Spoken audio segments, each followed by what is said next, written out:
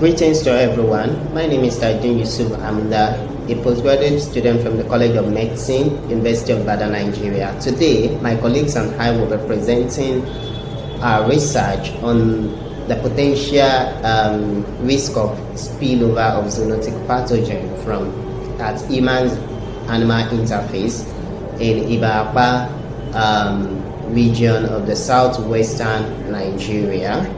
So with 2.5 billion cases of human illnesses and 2.7 million deaths annually, zoonosis continue to pose a significant threat to the global health security, and the world is making a slow progress in reducing the likelihood of spillover events. The spillover event is on the rise, particularly in sub-Saharan Africa, owing to the increased human-animal interaction from ecosystem services like hunting and intense agricultural services. And we also observe that there are limited community-based research to understand community perceptions and practices on zoonosis. So in our research, what we did was that we actually employed the mixed method approach, and then questionnaire were actually administered to our participants, and focus group discussion was also conducted among this community. So this is we actually did this in order to to gather information on perceptions and practices of the local community on zoonosis, with the sole purpose of identifying some of the risk factors that could pose these communities to the risk of zoonosis. So we also it's also part of the effort to identify some of the practices that has the potential of facilitating the spillover of zoonotic pathogens in human population, particularly in this particular district that we are investigating, Ibadan. So it's actually about diversity hotspots, and there are cases of increased deforestation and rising ecosystem services that could pose these communities to the risk of zoonosis. Thank you so much, Yusuf Tajudeen Amuda. My name is Oladi Karabula Jayala, a fifth-year Bachelor of Pharmacy student at the University of Ilorin, Faculty of Pharmaceutical Sciences, Nigeria. And in carrying out our research, a cross-sectional mixed study was carried out between March to August 2023, and a semi-structured questionnaire was administered to 384 participants, and a focus group discussion was carried out among 6 to 10 participants at the Ibadan district of southern West Nigeria.